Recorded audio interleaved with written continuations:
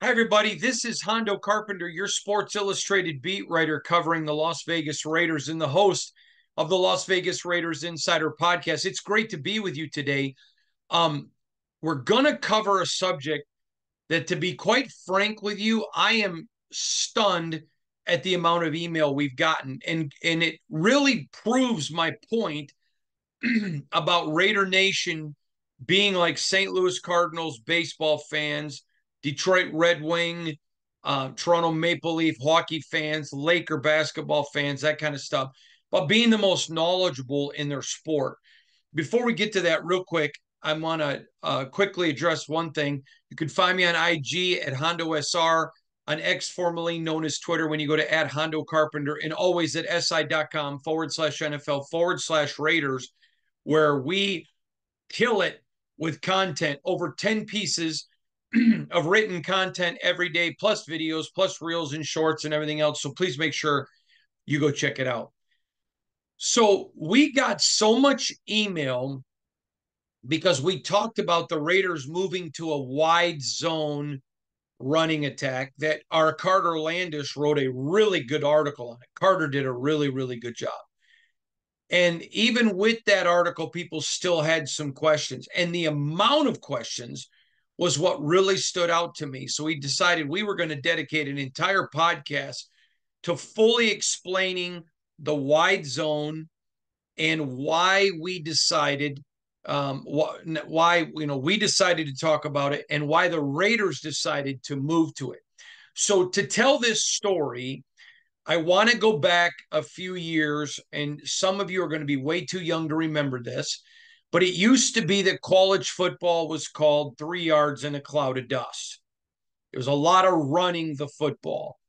Then you begin to see some teams begin to air it out a little bit, but not until Steve Spurrier got to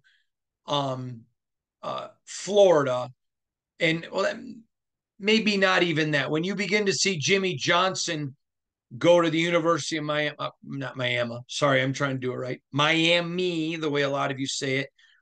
The world of college football began to change. You begin to see what was called the spread offense. And the purpose of the spread offense was that you wanted to use the entire field, because when it was 3 yards in a cloud of dust, you basically just ran up the middle.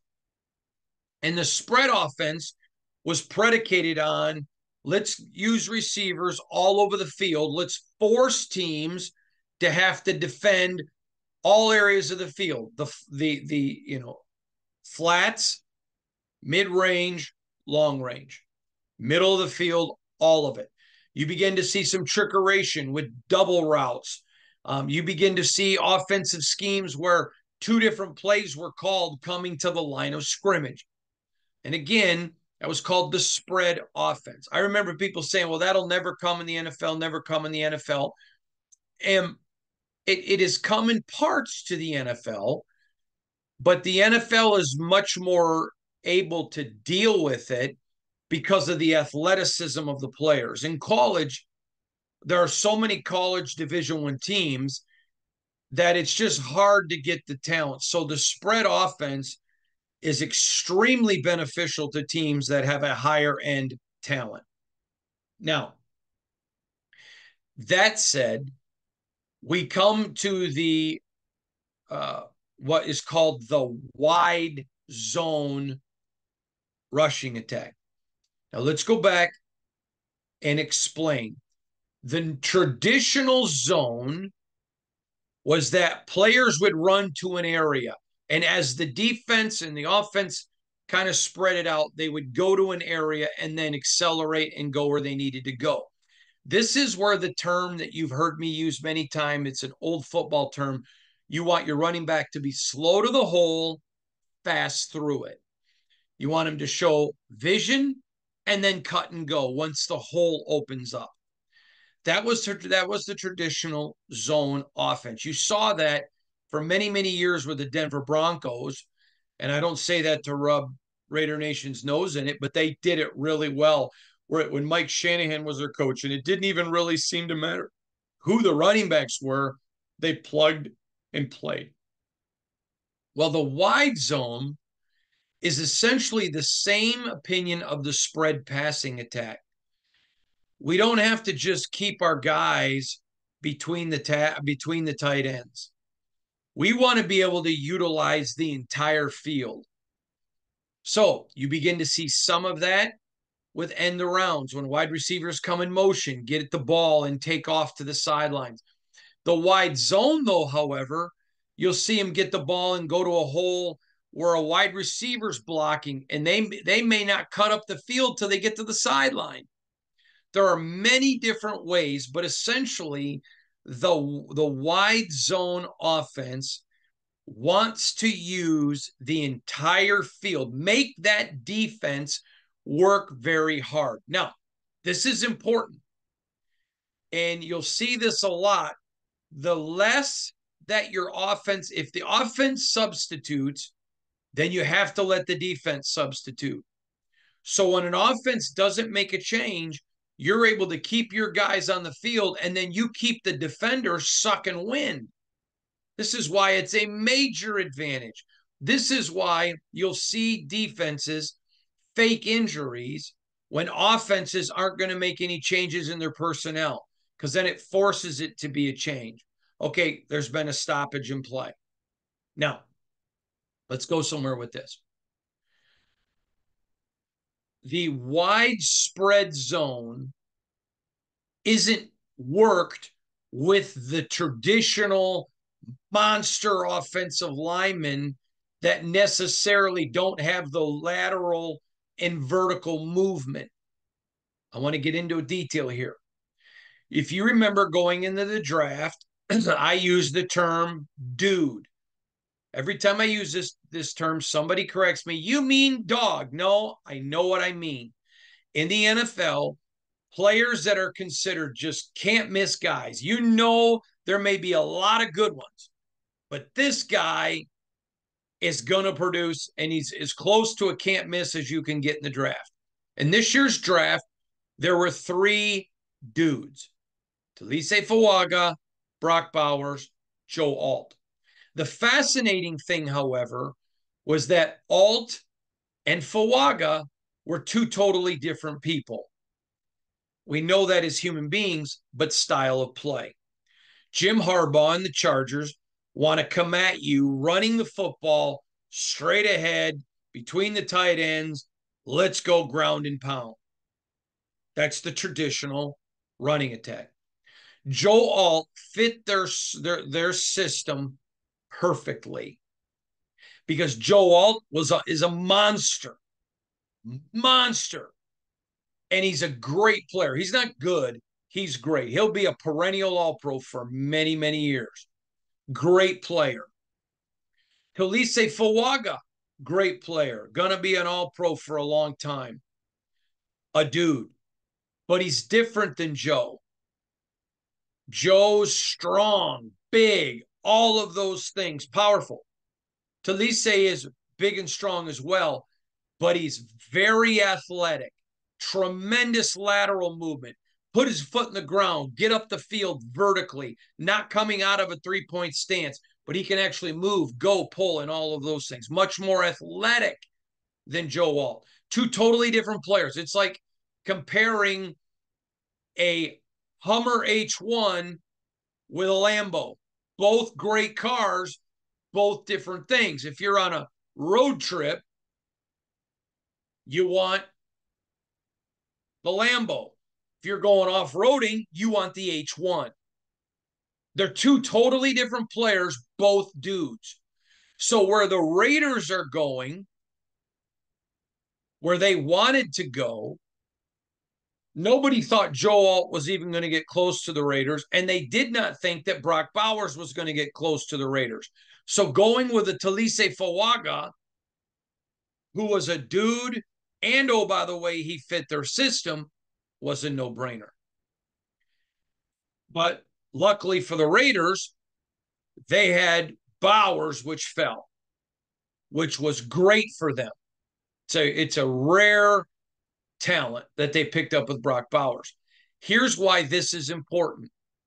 Because in what the Raiders want to do, you've got to have vertical and you got to have athletic offensive linemen that can get from point A to point B. Now, I have heard many offensive linemen and others say, what does the 40-yard dash matter if you're a lineman and you're only going to go 5 yards off the line of scrimmage? Okay, that's fair in what the Chargers are going to do. But with what the Raiders are going to do, moving guys literally sideline to sideline, it now requires that those are important numbers for you. Not because they're going to get in a speed running down the field step for step with Justin Jefferson. No, but because they've got to be able to cut, move, and go. This is why when you watch the combine, the numbers that mattered for Joe Alt are not as important as what it looked for with a Jackson Powers Johnson.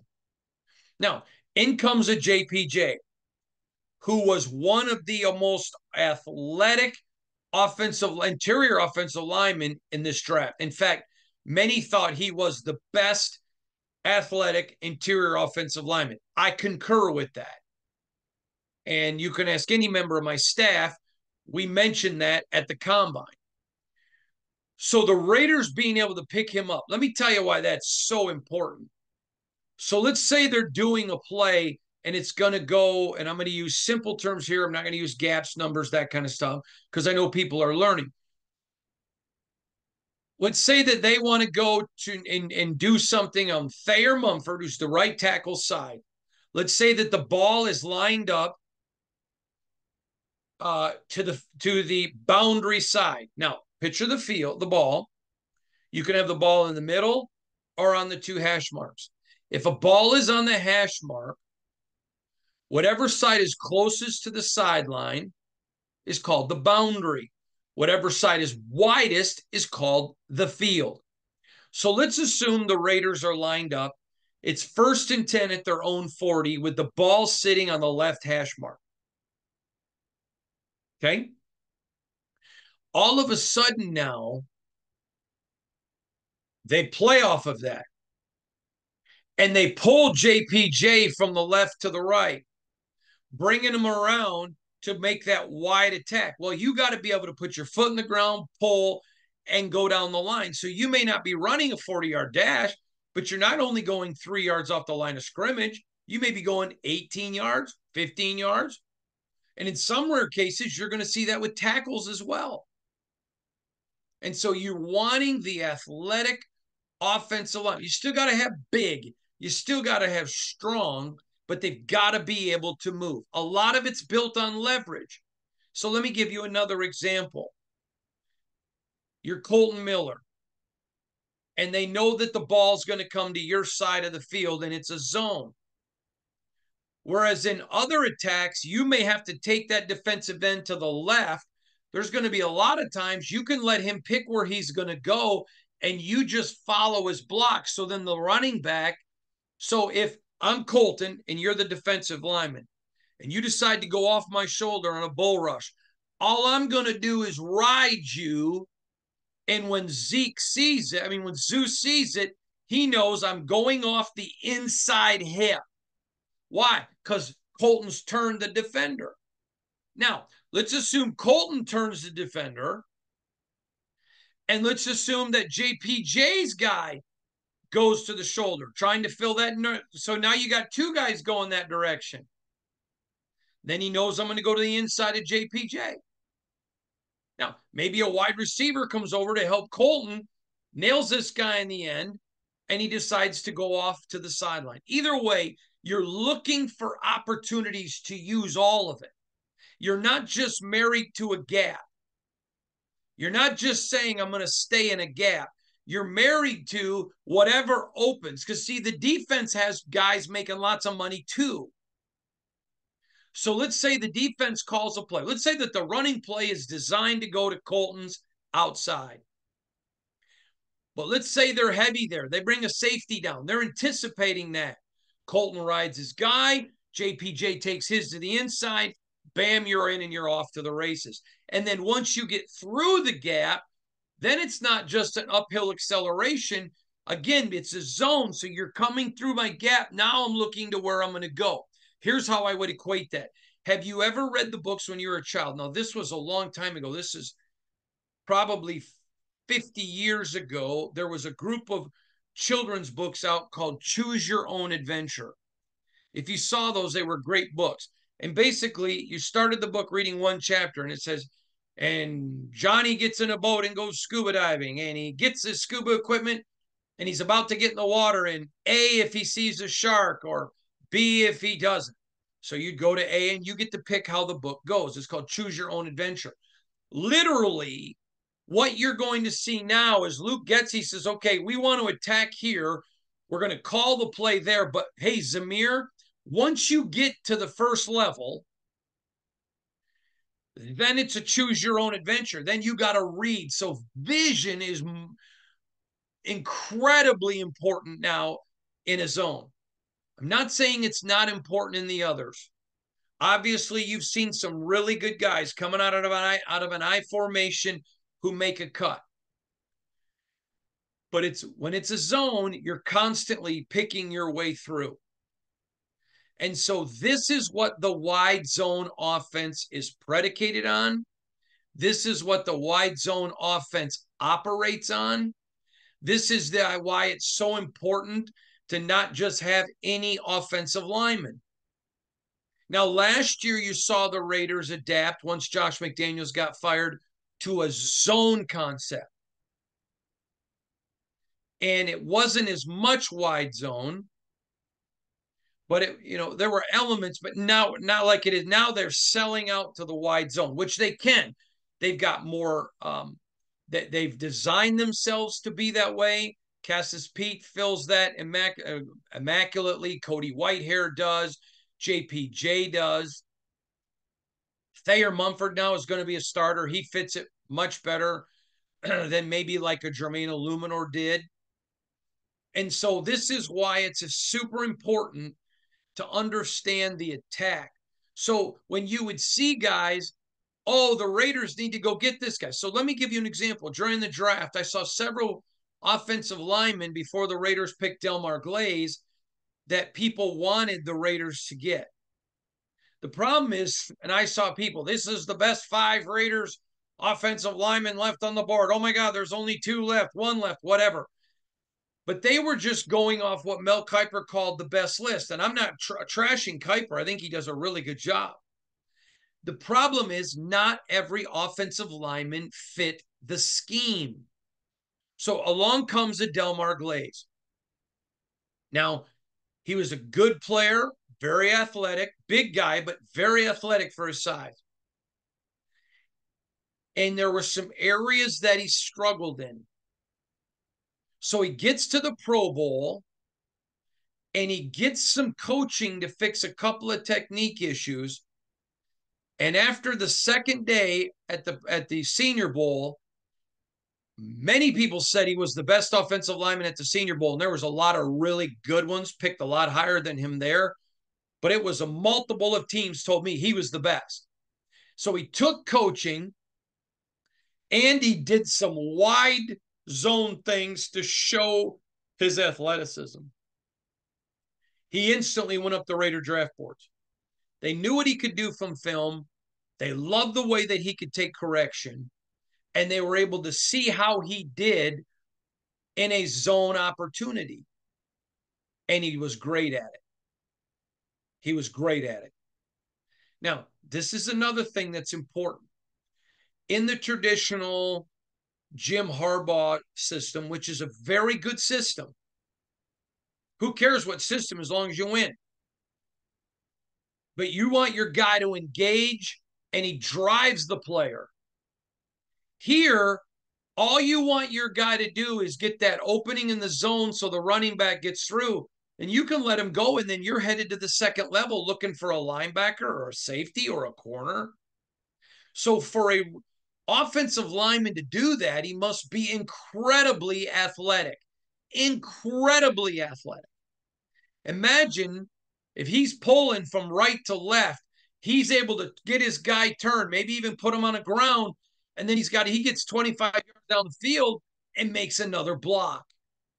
Now, a lot of people believe, myself included, There were times the Raiders tried to be a straight ahead team, and it worked pretty good. Colton Miller did a very good job.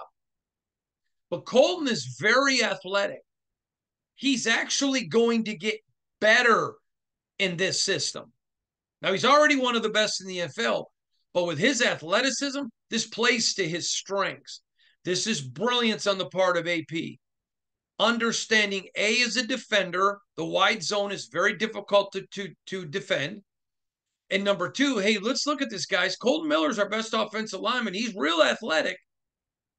What about adding some wide zone here? And then he goes, and that was part of what they liked about with Getsy. Remember, Getsy had to run what they wanted to run in Chicago. Was some of it his? Yes, but a lot of it was a system. It was all his, but a system dictated by what they wanted up front. Now the Raiders are like, no, we want to run a wide zone. We want to be able to attack down the field. Now, why is this so important for your passing game? Teams, for the first 4 years I covered the Raiders, stacked the box because they knew Josh Jacobs. For the last 4 years, it's been, we're going to stop Josh Jacobs and dare the Raiders to beat us with the passing attack. So it hurt everybody. Remember last year, Aiden's first start in LA? Stay with me, please. Please, this is very, very important. When you're attacking the entire field, you now force them to not be able to load the box. They can still load it some, but nowhere near like you've seen the last several years. And so now you got two big tight ends. You're in a 12 package, one running back, two tight ends. You got two receivers on the field. Spread out. Maybe sometimes you got them in two. Maybe you got them in two with Michael Mayer close and Bowers on the outside, almost in an X or a Y. Yeah, even a Y. Whatever. Now you're spreading them out because you're using the whole field. This is brilliant tactical work by Antonio Pierce and Tom Telesco saying, listen, and this is where you get AP's ideas as a defensive mind and Tom Telesco as a guy whose team competed against the Raiders the last several years saying, listen, we were able to stack the box because of what you ran. This is brilliant. This is brilliant. You force the defense. Now, this is, I want you to hear me, please, because this is important. Nothing irritates me more than when you hear people say, well, the defense dictated what we did. Well, when does the offense start dictating it? I mean, isn't that an Al Davis thing? Well, guess what? Now AP and his offense are going to dictate. We're going to make you spread the field. You better be careful. You want to bring those safeties in? You want to put a safety in a box? That's great. Because we may not throw the ball. We may. But if we don't, bam, Brock Bowers is going to come up, smack you. And this is an area where Devontae Adams, so underrated. And Jacoby. These guys are tough blockers. Do you want to bring a safety up? Great. Wham, we're going to take Zamir to the outside. He's off to the races. And let me be honest with you. How many expect a corner, one-on-one with Zeke? Come on now. That dog don't hunt. You see what they're doing now? Oh, come on now. I should be getting an amen from Raider Nation somewhere. You see what they're doing. They're going to make them spread them a little bit more so you can't do what you want. The Raiders are telling you, we're going to do what we want. You want to stack the box, you go right ahead. You go right ahead. God bless you. We'll order you a pizza. AP coming. Getsy coming. Zamir coming. JPJ. Now all of a sudden you get some, I mean, let me tell you now, Thayer Mumford is athletic. Now, I'm not in any way implying this is going to happen all the time, but there will be some wrinkles in this wide zone where you look up and you got a Thayer Mumford pulling from right tackle down the line, and here's a safety or a linebacker, and All of a sudden, Thayer Mumford singing, Getting to Know You. The Raiders now are going to say, we're tired of y'all dictating to us. We going to dictate. We're going to make you protect the field. You're going to beat us. You're going to beat us honest. It opens up passing lanes because you spread the field out. Opens up lanes for running. It gets you a little bit more time for your quarterback. I love the wide zone. To be very frank, that wide zone with a 12 package is probably my favorite offense. I could make an argument for a few others depending on where you are in the field, but I love this. I think this is gonna now timing is huge. This is why the OTAs and mini camps where I told you can't judge because of pads, but you could work on timing, installation over evaluation. This is why right now that is so vitally important.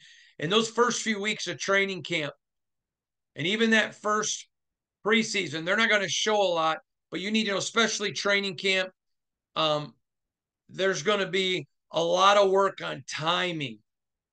I would not be shocked, and I'm making no excuses, if the first couple games you look at the offensive line and say, oh, that didn't look great, because this is a whole new concept for them, and it's a whole new ideal. But when this Raiders offense gets the timing, and that's why taking away, it's not the old schedule in training camp with the amount of practices. You don't have the same amount of preseason games. That's why, quite frankly, the NFL looks a little bit ugly early in the season. Not making any excuses. I'm just telling you the facts. But the Raiders' new offensive attack is literally that, attack. It's not going to be we're taking what you're giving us. Now, if you're stacking the box, it is. But it's you choosing your poison. It's not you choosing the Raiders' attack because it's all their attack, because it's all the field. You may choose, if you're the defense, the part of the field they attack. But you ain't addressing how they attack. That's all up here in the Raiders' head. This is all them now. The Raiders' defense comes out, smacks you in the face, and says, beat us, we dare you. The offense says, we're going to do what we're going to do. This is a great concept. I'm going to be very honest with you. When I would not have been super excited not having a Brock Bowers, because I believe in Mayer, I believe in fathering him, and I believe in Butler. But I don't think Fatherham and Butler have the speed of Bowers does that you really need in a 12 personnel. You got to have two guys that do that. Now, again, Fotheringham and Butler are two very good tight ends. They're just different than Mayer. Remember, we talked about Alt and Fawaga. They're different. And you got to have that different because of different situations. The Raiders are a better team, ladies and gentlemen. And I hope that you're looking forward to watching that, to seeing that wide zone. It's going to be a lot of fun to watch, and I got a front seat at training camp. Man, I can hardly wait. I'm literally can hardly wait.